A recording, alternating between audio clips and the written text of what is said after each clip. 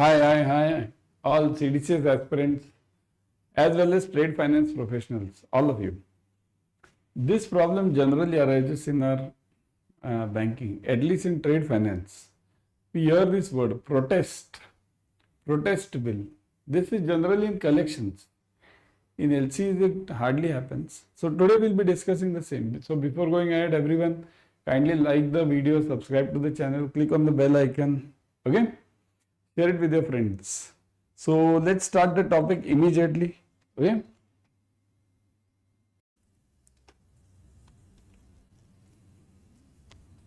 So what is a protest bill basically? Yes, protest bill.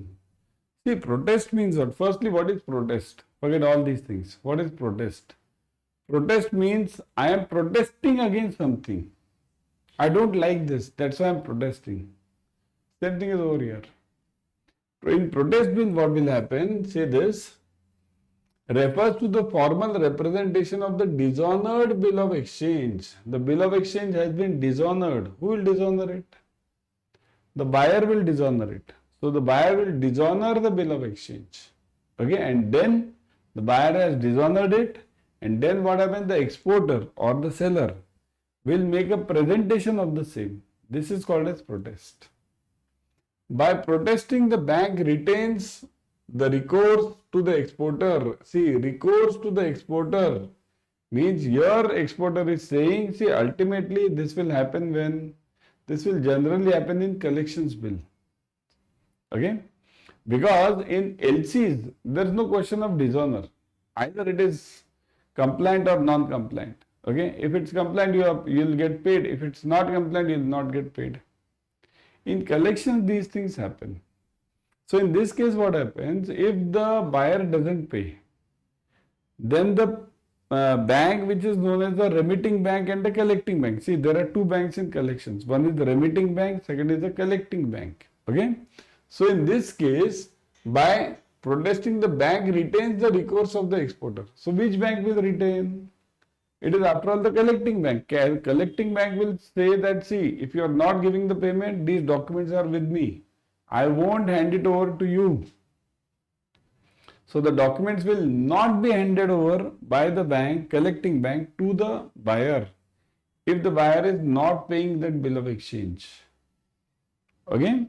So this is known as retains the recourse of the exporter. Exporter will have the right on those goods and documents. Okay? When remitting banks or branches give instructions to protest bills against either non-payment or non-acceptance or both, particular care must be taken to ensure that such instructions are carried out promptly. So, who will carry out? See, understand the concept over here. See, the important part over here is there is a buyer and there is a seller, exporter. Exporter over here. Then there is a bank. This bank is called as remitting bank. Remit bank, I'll write it, B. Okay, then this bank sends the documents to collecting bank. And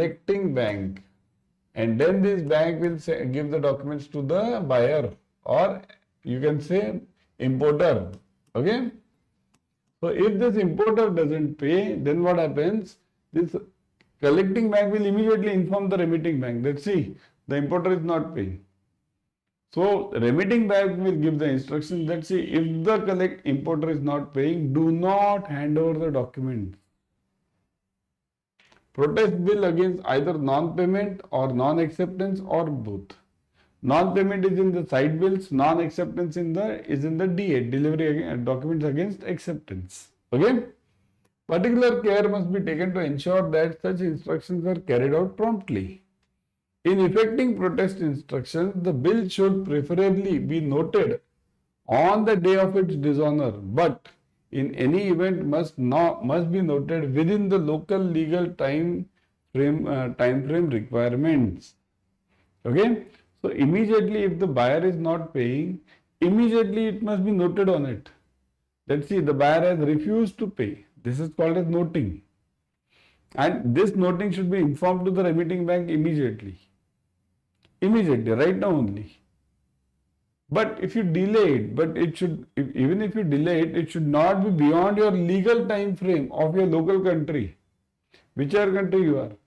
It should not be beyond that local time frame. Again, when a bill has been duly noted, the protest may be subsequently extended as of the day of noting. Okay? So whenever the noting is done, after that the protest will happen. Protest has to be done by the exporter side, means remitting bank or collecting bank. Basically, it's for the benefit of the exporter. Again, it must be remembered that if there are other endorsers to the bills or if advances have been made by remitting bank branches, then those parties will only retain rights of recourse to the drawers if the bills are protested. So understand this. Now imagine the case, in the same case which we discussed, the remitting bank, see, exporter is there, exporter. This exporter has given the documents to the remitting bank. And imagine now the remitting bank has given the post shipment finance. It has already financed. Okay? Finance is given by the remitting bank in this case. So in this case, the exporter has already got the payment. So who has the right now? The one whose money is at stake. Whose money is at stake? The stake of this remitting bank is at stake, right? So, see, then those parties will only retain the rights of recourse. Those parties will only retain the rights of recourse. So then in this case, the exporter will not have the right. The right will be with the remitting bank. Why? Because the reason is they have already paid. Whose money is at stake? Simple rule, right? The one whose money is at stake will always have the right over any of the documentation. Okay? Kindly note this. Anyone who is financed will always have the right on the said documents. Got it? Now let's go on with some case study. Let's study one case study. Protest of dishonored bills, a case study.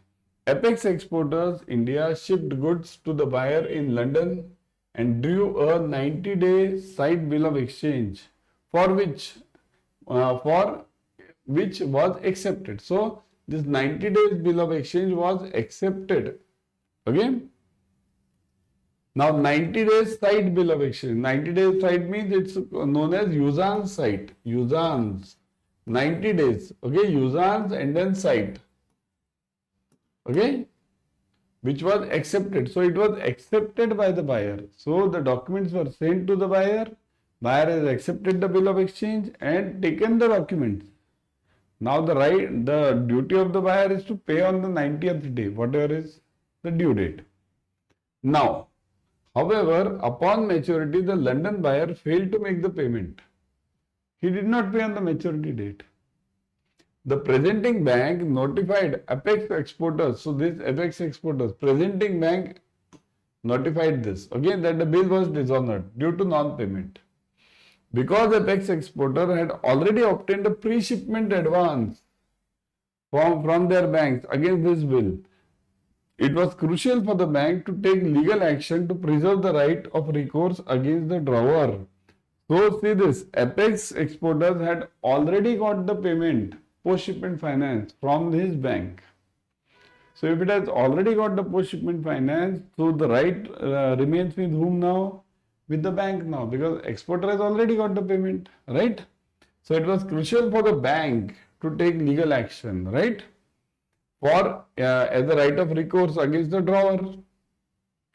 The bank immediately initiated the process, okay, of having the bill noted by the notary public on the day of dishonor and subsequently protested within the legal time framework to ensure that they could legally recover the funds from the drawer and the other endorsers.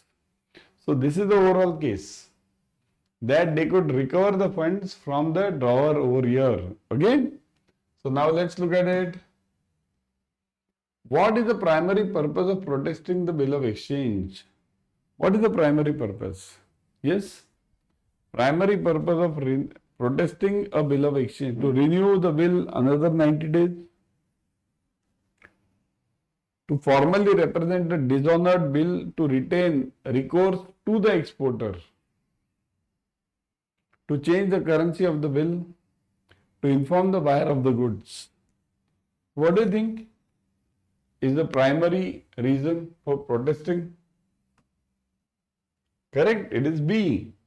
The text states that by protesting, the bank retains the recourse to the exporter, which is crucial for recovering the advances, right? The bank has to get the funds. Here in this case, the recourse part over here will always be applicable from this exporter also, because the exporter has already got the payment over here, and also the protest will be done on the buyer side also. Okay, so to get the payment, they'll try to get the payment from there, right?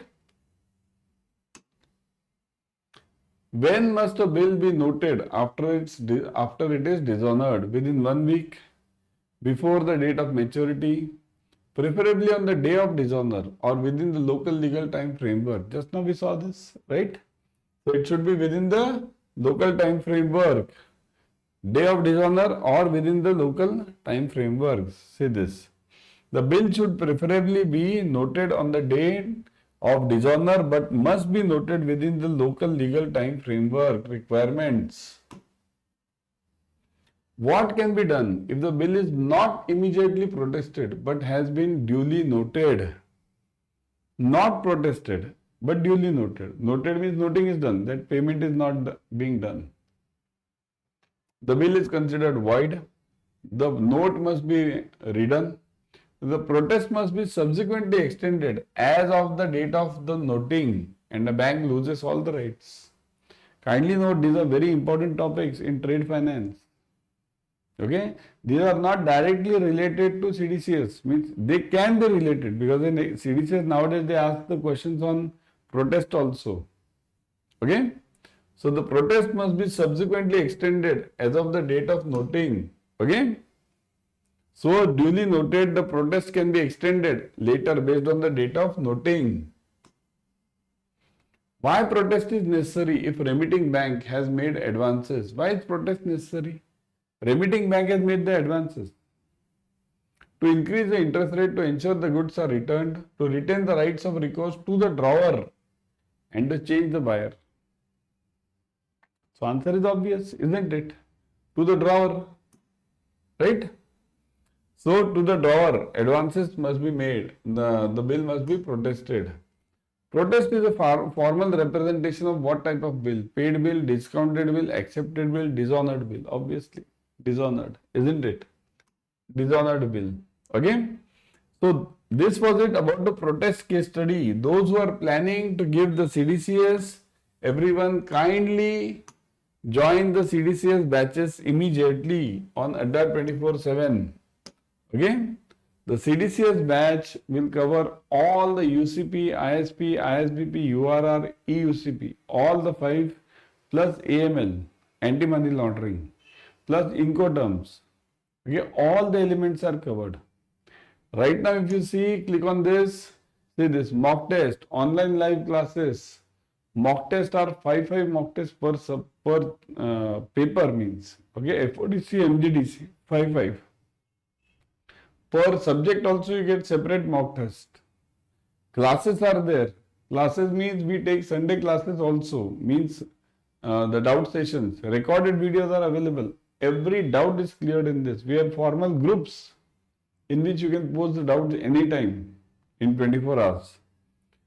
See, the fees part, if you see, there is a huge discount offer going on. Put the code Vishal Sir, VISHALSIR,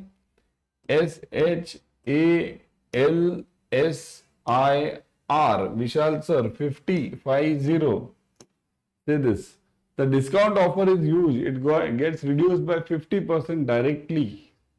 Okay, it gets reduced by 50%. And if you still want, further also, if you want the EMIs in this, you can call on the number. See this, call this number. Call the number 919240023281. Okay, call this number. Don't miss this. Okay, chalo, bye everyone.